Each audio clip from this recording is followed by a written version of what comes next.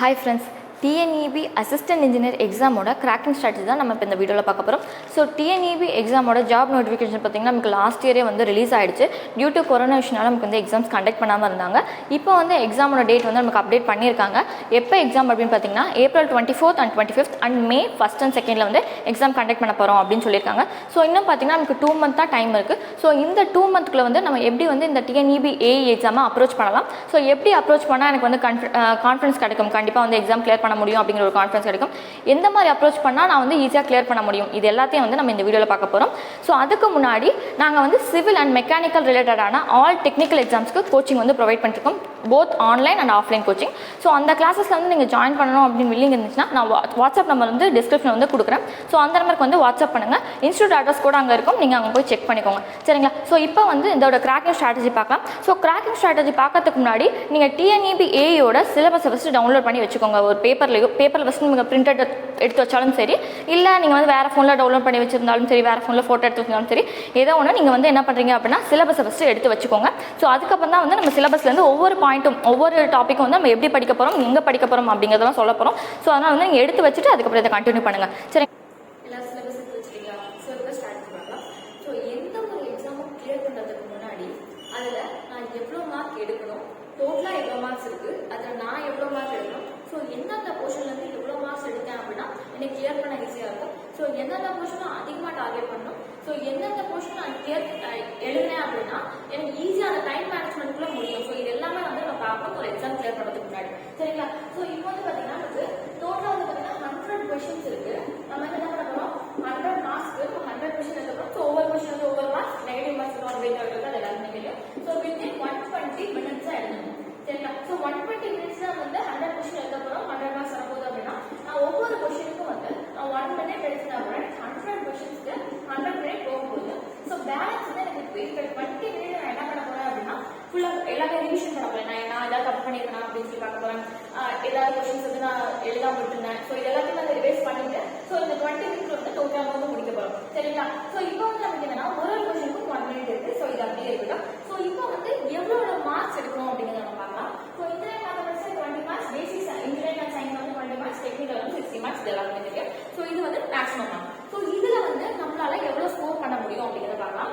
So இப்போ engineering mathematics மினிமமாக இவ்வளோ எடுக்கணும். ஸோ இதுக்கு மேலே எடுத்தீங்கன்னா வெள்ளந்து, ஓகேவா? ஸோ இப்போ இன்ஜினியரிங் மேத்தமெட்டிக்ஸ் வந்து 50 into 18 மார்க்ஸ் அட்லீஸ்ட் நீங்கள் எடுத்தே ஆகணும், சரிங்களா? பேசிக் சயின்ஸ் எடுத்தீங்கன்னா 10 to 15 மார்க்ஸ் வந்து எடுத்தாலும், டெக்னிக்கல்ல 45 to 50, இதுக்கு மேலே எடுத்தாலும் சூப்பர், சரிங்களா? ஸோ இப்போ வந்து பார்த்தீங்கன்னா டோட்டல் போட்டிங்கன்னா அதுக்கு வந்து 70 to 83 வரும். ஸோ 70 to 83 மார்க்ஸ் எடுத்தீங்க அப்படின்னா இது ஒரு சேஃபஸ்ட் ஜோன், சரிங்களா? ஸோ இந்த 70 to 83 மார்க்ஸ் வந்து எப்படி எடுக்கிறது அப்படிங்கிறத நம்ம ஃபுல்லாக பார்க்க போகிறோம். ஸோ இப்போ வந்து பார்த்தீங்கன்னா இன்ஜினியரிங் மேத்தமெட்டிக்ஸ் நான் எவ்வளோ மார்க்ஸ் சொல்லியிருக்கேன், டெக்னிக்கல்லாம் உங்களுக்கு வந்து அவுட் ஆஃப் 60க்கு நான் மேக்ஸிமம் 50 தான் எடுத்திருக்கேன், சரிங்களா? ஸோ இதில் நிறைய நான் பேசிக் சயின்ஸ் இன்ஜினியரிங் அப்படி விட்டுட்டு நான் மேத்தமெட்டிக்ஸ் டெக்னிக்கல் மட்டும் நான் ஃபோக்கஸ் பண்ணேன் அப்படின்னா ஈஸியாக வந்து நான் என்ன பண்ண முடியும் அப்படின்னா டோட்டல் நான் வந்து டெக்னிக்கல் 60 மார்க் எடுத்துதான், இன்ஜினியரிங் மேத்தமெட்டிக்ஸ் 70 மார்க் எடுத்துறேன். ஸோ டோட்டலாக வந்து 80 தான். ஏதோ ஒரு தப்பு பண்ணா கூட 75 அந்த மாதிரி எடுத்துக்கலாம் அப்படின்னு நினைக்கலாம். பட் இப்படி பண்ணுறது வந்து டோட்டலாக வரும். ஏன் அப்படின்னு பார்த்தீங்கன்னா நமக்கு வந்து ஒவ்வொரு கொஸ்டினும் இப்போ வந்து ஒரு பார்ட் இப்போ இன்ஜினியரிங் மேத்தமெட்டிக்ஸ் இருக்கு அப்படின்னா இது என்ன பண்ணுவாங்கன்னா easy question, medium question, difficult question அப்படிதான் வந்து செட் பண்ணுவாங்க, சரிங்களா? அதே மாதிரி பேசிக்ஸ் இன்ஜினியரிங் அண்ட் சயின்ஸ் இருக்குனாலும் அதுலேயும் அதே மாதிரி ஒரு பார்ட்டாக கொடுத்துருப்பாங்க. டெக்னிக்கலுக்கும் அந்த மாதிரி இருக்கும், ஓகேவா? இன்கேஸ் வந்து நமக்கு டிஃபிகல்ட் கொஸ்டினில் வந்து நமக்கு ஈஸி மீடியம் டோட்டலாக வந்து ஒரு 15 கொஸ்டின், டிஃபிகல்ட் ஒரு 5 கொஸ்டின் இருக்குன்னு வச்சுக்கோங்க இன்ஜினியரிங் மேத்தமெட்டிக்ஸ்.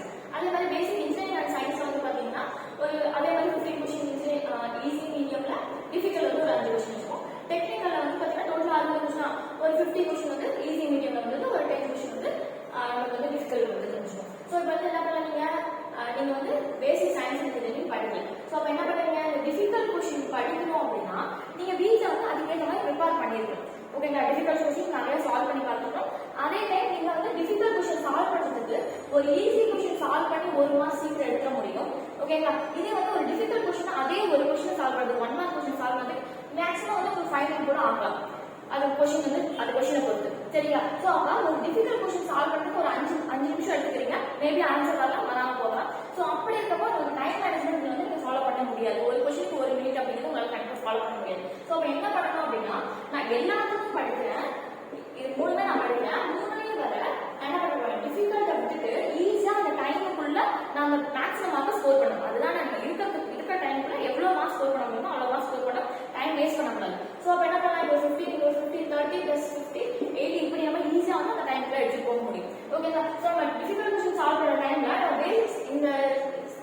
சயின்ஸை நீங்கள் படிச்சிருக்கீங்க அப்படின்னா கண்டிப்பாக வந்து உங்களுக்கு டைம் பத்தல. இந்த டைம் பத்தல அப்படின்னு சொல்றீங்களா எக்ஸாம் ஹாலில் போயிட்டு.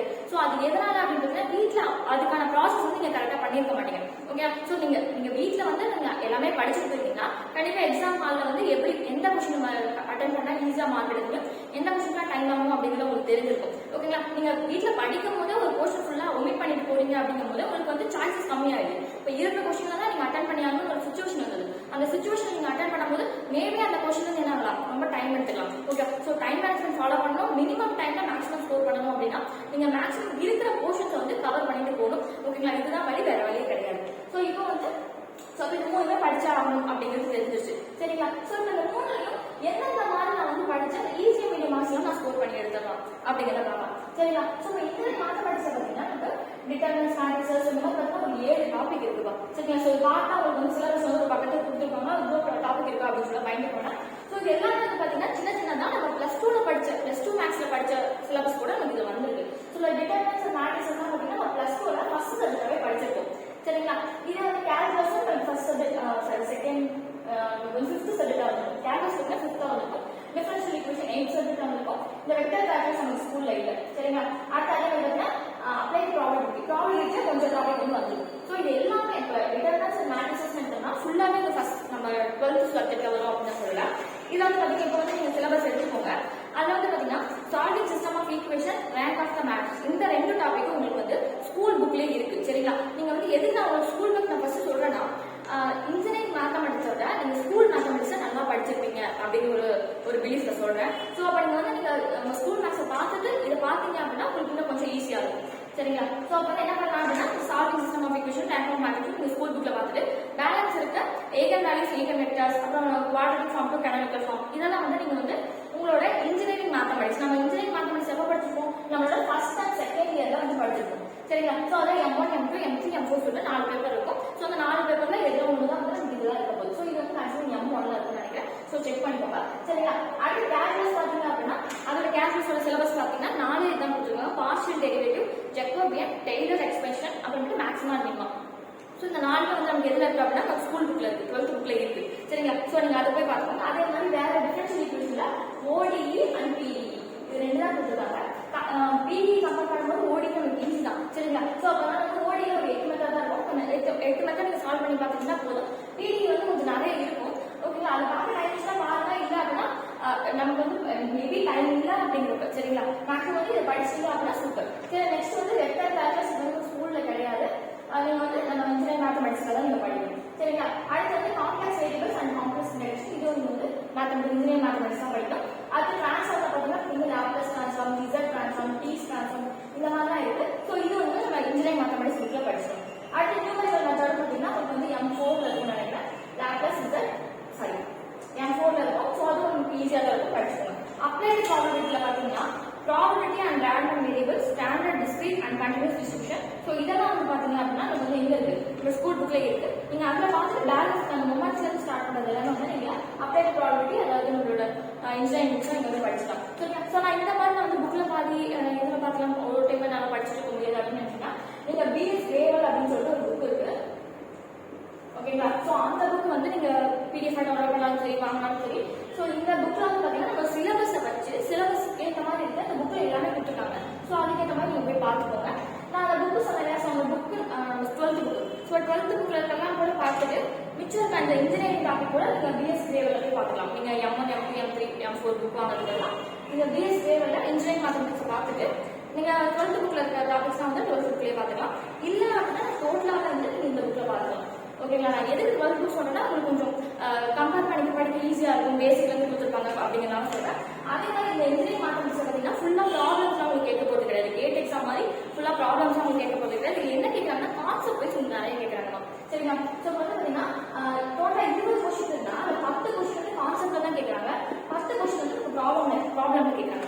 சரிங்களா, ஸோ அப்போ கான்செப்ட்னா என்ன, இப்போ வந்து ப்ராபபிலிட்டினா சம் ஸ்டாண்டர்டான டெஃபினிஷன்ஸ் அங்கே இருக்கும், ஸ்டாண்டர்டான வேல்யூஸ் இருக்கும். ஸோ இப்படி வந்தா இதுதான் வேல்யூ அப்படிங்கிற மாதிரி வரும். மேட்ரிக்ஸ்னா A இன்வெர்ஸ் வந்து என்ன பண்ணுவோம், I அப்படின்னு போடுவோம்.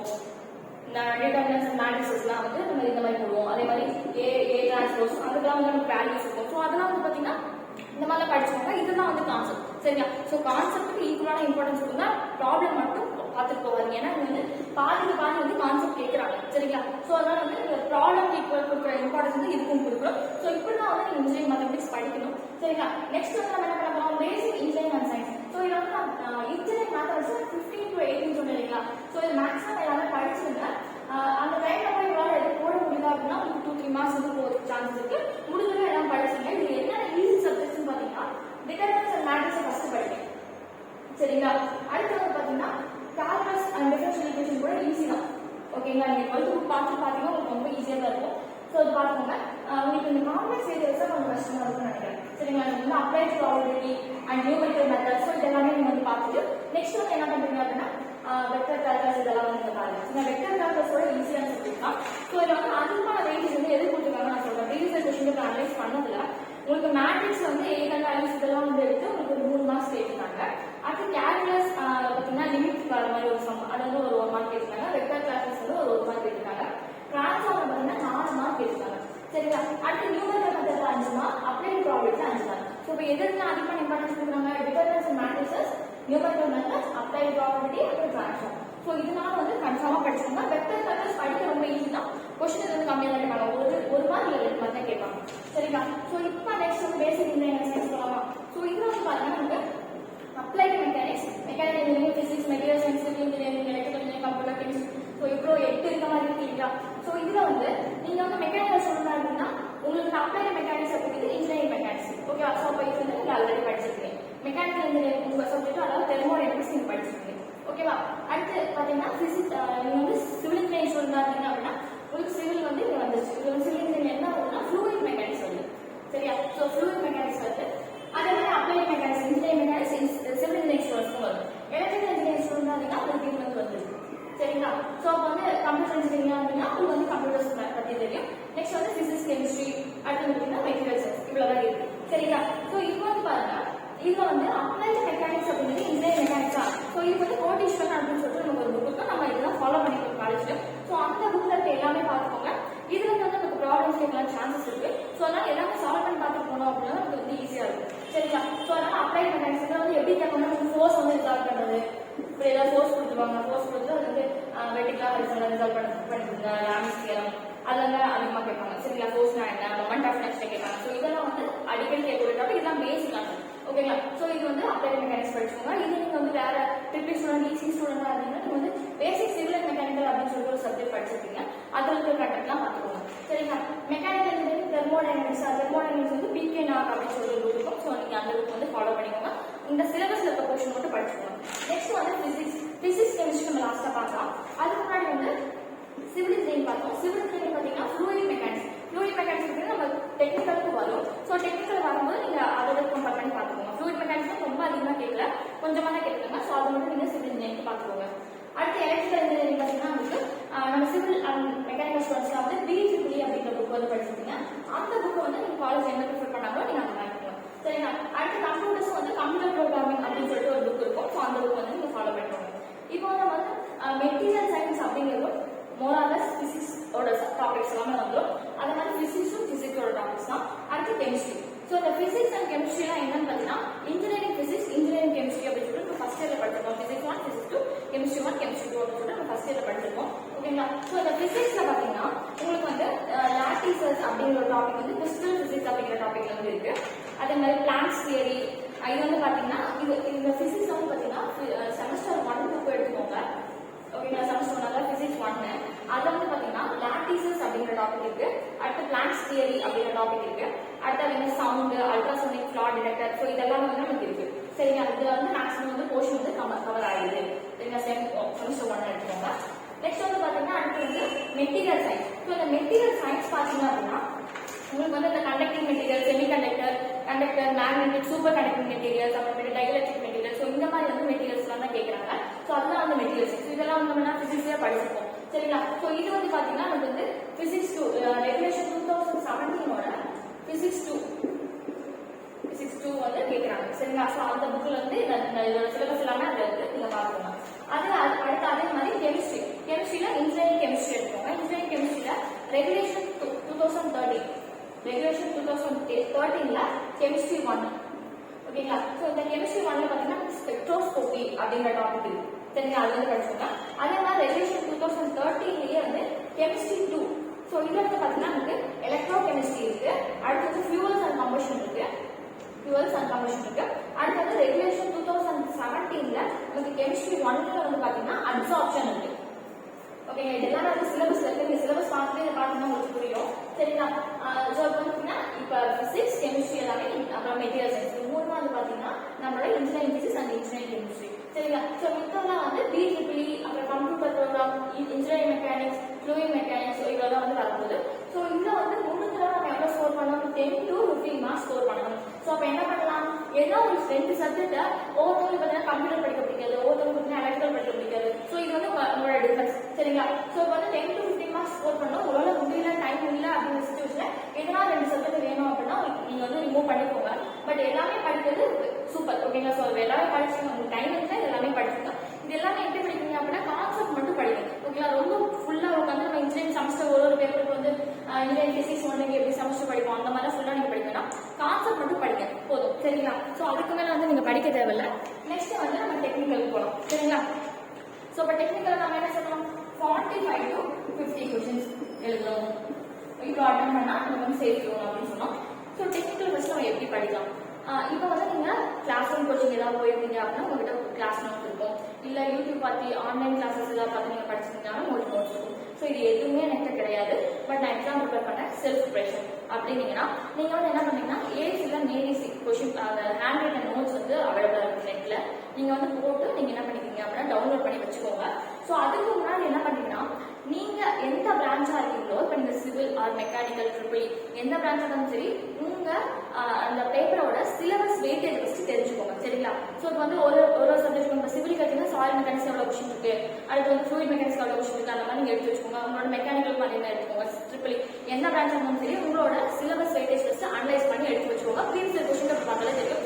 இது வந்து பார்த்தீங்கன்னா உங்களுக்கு டான்சர் கொஷின் பேப்பர் மாதிரியே தான் இருக்கு. சரிங்களா, ஸோ இப்போ டான்சரோட ப்ரீவியஸ் கொஷின் பேப்பர் எடுத்து வந்து பார்த்தீங்கன்னாலே ஒரு ஐடியா உங்களுக்கு கிடைச்சிடும். இந்த சப்ஜெக்ட் வந்து அதிகமான கொஷின் கேட்குறாங்க, இந்த சப்ஜெக்ட் வந்து கம்மியான கொஷின் கேட்குறாங்க அப்படிங்கிறது உங்களுக்கு ஐடியா தெரியும். டான்சர் கொஷின் பேப்பர் பார்த்து சிலபஸோட வெயிட்டேஜ் எடுத்து வச்சுக்கீங்க.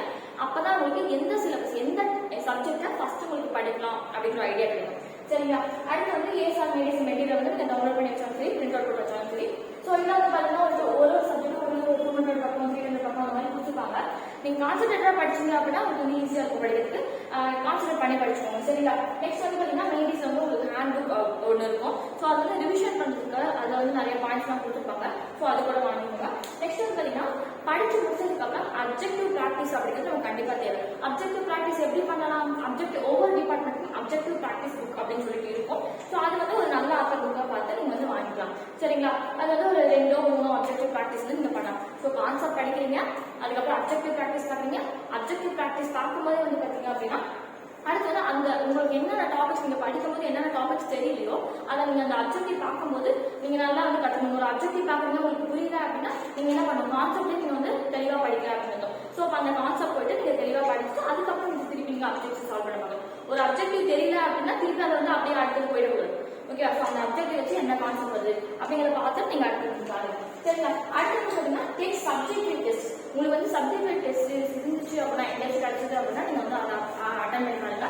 ஓகே, அப்பதான் வந்து அந்த சப்ஜெக்ட்டை நம்ம எந்த அளவு படிச்சிருக்கோம் அப்படிங்கிறது தெரியும். நீங்கள் ஃபுல் சப்ஜெக்ட் எடுத்துட்டீங்கன்னு வச்சுக்கோங்க, எடுத்தோடனே ஸ்டார்டிங்கில் ஒரு ஃபுல் டெஸ்ட் சீரிஸ் எழுதுறீங்க அப்படின்னா நீங்கள் எந்த சப்ஜெக்ட்ல கம்மியாக எழுத போறீங்க அப்படிங்கிறது உங்களுக்கு தெரியாது. ஏன்னா எல்லா சப்ஜெக்டும் ஒரே டைம் படிக்கிறப்ப நிறைய மறக்க சான்ஸ் இருக்கு. ஸோ ஒரு சப்ஜெக்டாக நீங்கள் டெஸ்ட் சீரிஸ் முடிச்சுட்டு அதுக்கப்புறம் வந்து நீங்கள் ஃபுல் லென்த் டெஸ்ட் எழுதுங்க. சரியா, அடுத்த ஃபுல் லென்த் டெஸ்ட் தான் இந்த டோட்டலாக வந்து எல்லா சப்ஜெக்டும் சேர்த்து நம்ம டெஸ்ட் எழுதுவோம். நீங்கள் டெஸ்ட் சீரிஸ் அவைலபிளாக எங்கே இருக்கோ அது வந்து நீங்கள் பார்த்துக்கணும். சரிங்களா, அடுத்து வந்து இப்போ ஒரு ஃபுல் லென்த் டெஸ்ட் நான் எழுதுறேன் அப்படின்னா, அதாவது ஒரு ஃபுல் லென்த் டெஸ்ட் நான் எழுதுனதுக்கு அப்புறம் நான் வந்து அதை கொஞ்சம் தப்பு பண்ணியிருக்கேன். அடுத்த உடனே வந்து செகண்ட் ஃபுல் லென்த் டெஸ்ட் நம்ம எழுதக்கூடாது. ஒரு ஃபுல் லென்த் டெஸ்ட் எழுதிட்டு அதை எவ்வளோ நேரம் நம்ம டெஸ்ட் எழுதுறோம் அதுக்கு அதிகமான நேரம் நம்ம அனலைஸ் பண்ணணும். அனலைஸ் பண்ணி என்ன தப்பு பண்ணிருக்கோம் அப்படிங்கிறத கண்டுபிடிச்சு அந்த தப்பு பண்ணிருக்கிறத வச்சு நம்ம ரெக்கவர் பண்ணணும். ஓகே, நீங்க ஃபர்ஸ்ட் டெஸ்ட்ல வந்து ஸ்ட்ரென்த் ஆஃப் மெட்டீரியல்ஸ் ஏதோ ஒன்று படிக்கலாம்னு வச்சுக்கோங்க. ஓகேவா, ஒரு டாபிக் வந்து படிக்கலாம். அதே செகண்ட் டெஸ்ட் அப்படியே போய் எழுதினீங்கன்னா செகண்ட் மட்டும் அந்த டாபிக் திருப்பி நீ படிச்சுட்டே மாட்டேன். ஓகே, நீ எந்த டெஸ்ட் எழுதாம அந்த ஸ்ட்ரென்த் ஆஃப் நீங்க படிக்காத டாபிக் வந்து கடைசி வரைக்கும் படிக்காமலே தான் இருக்க போகுது. ஸோ அப்போ என்ன பண்ணணும், ஒரு டெஸ்ட் எழுதிட்டு ஸோ டெஸ்ட்ல வந்து நமக்கு எப்படி எழுதுறோம், எந்த டாபிக் வந்து நமக்கு வந்து கொஞ்சம் வந்து ஸ்ட்ரென்த் இல்லாமல் இருக்கும் அப்படிங்கிறத கண்டுபிடிச்சு அதை வந்து என்ன பண்ணணும், நிறைய படிச்சு கான்செப்ட் படிச்சு ஸ்ட்ரென்தன் பண்ணணும். அப்ஜெக்டிவ் ப்ராக்டிஸ் பார்த்துட்டு அதுக்கப்புறம் அடுத்த ஃபுல் லென்த் டெஸ்ட் எழுத ஆரம்பிக்கணும். சரியா? ஸோ அப்போ ஒன்று முடிச்சுட்டு நீங்க ப்ராக்டிஸ் பண்ணிட்டு அடுத்தது போங்க. சரிங்களா? ஸோ அப்போ வந்து பார்த்தீங்கன்னா ஒரு ஃபுல் லென்த் டெஸ்ட்டும் இன்னொரு ஃபுல் லென்த் டெஸ்ட்டும் நடுவில் வந்து ஒரு குறிப்பிட்ட டைம் விட்டுக்கோங்க. அப்பதான் வந்து இப்போ நீங்க ஒரு ஃபுல் லென்த் டெஸ்ட் எழுதுனீங்கன்னா என்ன இருக்கும்? ஒரு டைம் நீங்க எல்லா சப்ஜெக்ட்டுமே ஒரு 10-15 சப்ஜெக்டை நீங்க வந்து ரிவிஷன் பண்ணிருப்பீங்கன்னு அர்த்தம். ஓகேங்களா? ஸோ அப்போ செகண்ட் ஃபுல் லென்த் டெஸ்ட் வந்து நடுவில் வந்து ஒரு நாளோ இல்லை ஹாஃப் டே ஒரு நாள் விட்டுட்டீங்கன்னா திருப்பி அந்த 10-15 சப்ஜெக்ட் திருப்பி ரிவைஸ் பண்ண போறீங்க. நீங்க 10 டைம் டெஸ்ட் எழுத போறீங்கன்னா 10 டைம் நீங்க ரிவிஷன் பண்ணிருக்கணும். நான் தான் நேற்று ஒரு ஃபுல் டெஸ்ட் எழுதுறேன், நான் செகண்ட் எழுத போறேன் அப்படின்னு எழுதாதீங்க. ஓகேங்களா? ஸோ அப்போ என்ன பண்ணணும்? ஒரு டைம் நான் நேற்று எழுதிக்கிறேன், திருப்பி நான் இன்னைக்கு எழுத போறேன், திருப்பி அவங்க என்ன பண்ணுவோம்? அது 10 சப்ஜெக்ட் திருப்பி ரிவைஸ் பண்ணணும். ரிவைஸ் பண்ணா உங்களுக்கு ஞாபகம் இருக்கும். சரிங்களா? ஸோ அப்படிதான் வந்து இந்த செகண்ட் டெஸ்ட் எழுதுறோம். ஸோ இப்போ வந்து நம்ம என்ன பண்ணலாம் அப்படின்னா சிவிலோட டெக்னிக்கல் வெயிட்டேஜ் வந்து சிலபஸோட வெயிட்டேஜ் வந்து நம்ம எப்படின்னு பார்க்கலாம்.